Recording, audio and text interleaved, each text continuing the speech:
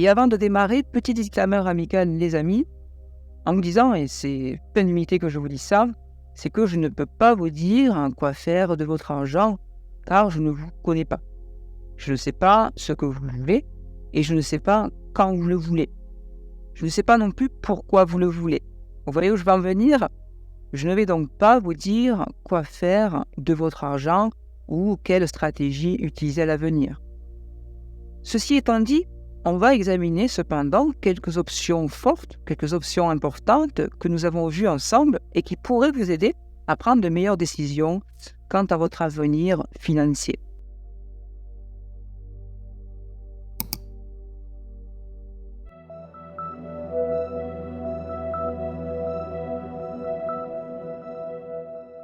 Premier enseignement important, faites tout votre possible pour avoir beaucoup d'humilité quand les choses vont bien et beaucoup de pardon et de compassion envers vous-même quand les choses vont mal.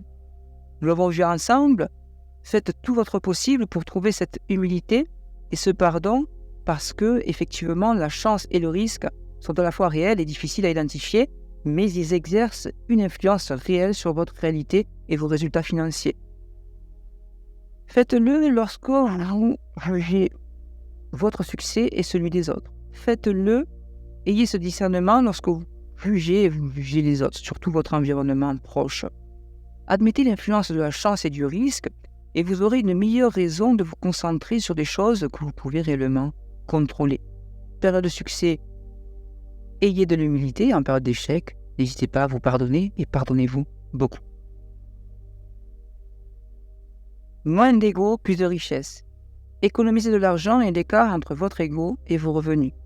Et la richesse est ce que vous ne voyez pas.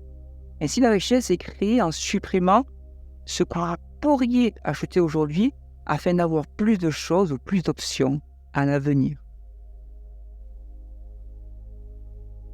Créez votre argent d'une manière qui vous aide à bien dormir. Oui, c'est un principe fort.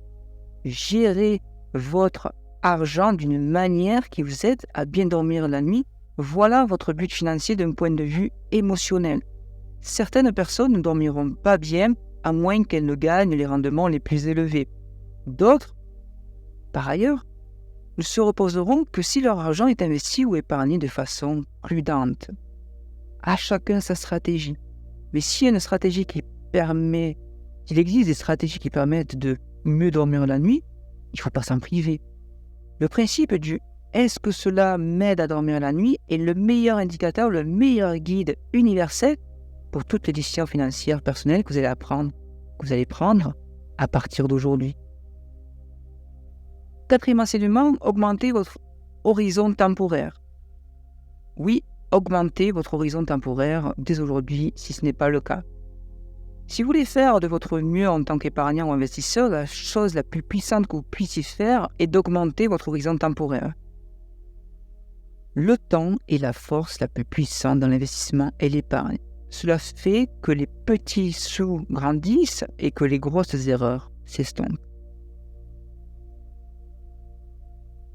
5. Soyez plus serein quand tout va mal.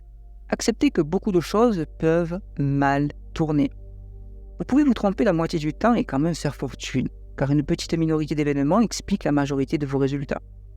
Peu importe ce que vous faites avec votre argent, vous devriez être à l'aise avec beaucoup de choses qui ne fonctionnent pas. Est-ce que cette décision que je demande va-t-elle m'aider à bien utiliser l'argent? Posez francs questions et laissez gagner en la réalité et votre rapport à l'argent. Utilisez l'argent pour prendre le contrôle de votre temps, car ne pas avoir le contrôle de votre temps est un frein majeur et universel à votre bonheur.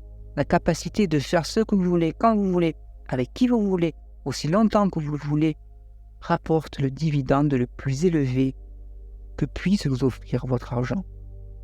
On sait acheter des choses tangibles. Ce qu'on sait moins, c'est que l'argent peut acheter aussi des choses extraordinaires et qui sont intangibles. Votre temps n'a pas de prix.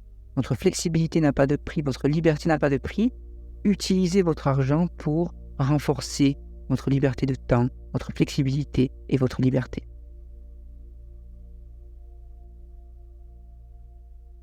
7. Soyez plus gentil et moins tape à l'œil. Ce principe est contre-intuitif et aussi provoquant. Soyez plus gentil et moins tape à l'œil. Personne n'est autant impressionné par vos biens que vous-même. Vous pourriez penser que vous voulez une belle voiture, une voiture de luxe ou une belle montre, un bel appartement, mais ce que vous voulez probablement le plus, c'est obtenir le respect et l'admiration des autres autour de vous. Et vous êtes plus susceptible d'obtenir ces choses par la gentillesse et l'humilité que par la puissance et le chrome. 8. Épargner. Oui, épargner, épargner, épargner. Épargner tout simplement. Épargner sans raison valable. Épargner. Vous n'avez pas besoin d'une raison spécifique pour économiser votre argent dès aujourd'hui. C'est formidable d'épargner pour une voiture, un acompte ou une urgence médicale. Tout le monde le fait. Ça n'a rien d'invraisemblable. C'est même le comportement naturel de la plupart des gens. Mais épargner pour des choses impossibles à prévoir ou à définir est l'une des meilleures raisons d'épargner. Épargner sans raison. Épargner parce que simplement le futur est incertain. Tout simplement. Ça peut être une bonne raison d'épargner. Une raison que je qualifie d'intangible. La vie de chacun est une chaîne continue de surprises et d'imprévus. Vous le savez, je le sais, on commence à avoir de l'expérience à ce niveau-là. Donc c'est une leçon qu'on peut apprendre et que je souligne sur cette vidéo. Épargner vous donne de la flexibilité et peut vous offrir le temps de réfléchir et même d'acheter du temps. Ne vous privez pas d'épargner, offrez-vous ce bol d'air que vous allez pouvoir exploiter dans le futur. Évitez de prendre des décisions trop extrêmes. Pourquoi ? Les objectifs et les désirs de chacun changeront avec le temps. Et plus vos décisions passées sont extrêmes, plus vous risquez de les regretter au fur et à mesure de votre évolution. Définissez le jeu auquel vous jouez. Définissez le jeu auquel vous jouez et assurez-vous que vos actions ne sont pas influencées par des personnes qui jouent à une table différente de la vôtre. Ces personnes-là jouent un jeu différent du vôtre.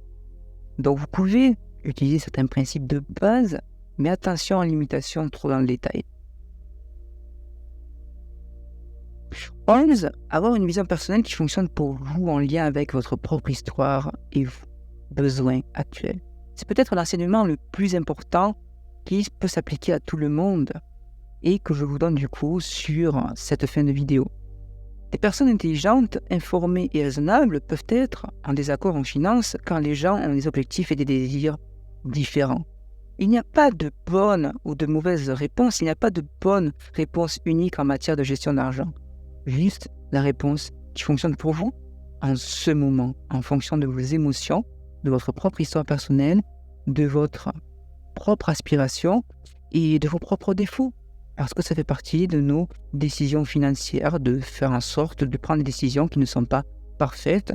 On écoute notre conjoint, on écoute un enfant qu'on ne veut pas décevoir à l'avenir. Bref, il y a plein de données qui rentrent en ligne de compte et qui ne sont pas parfaites, qui ne vont pas donner un résultat parfait tout de suite, mais c'est votre choix, c'est votre décision, c'est votre liberté.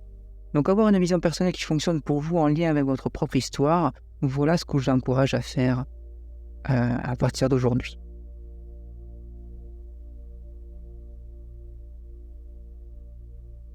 En définitive, agissez avec raison. N'ayez pas des yeux plus gros que le ventre, ne tombez pas dans les excès et surtout, misez sur vos propres choix, votre liberté et celle que vous allez définir et celle qui vous correspond, qui fonctionne à un moment donné, aujourd'hui, tout de suite.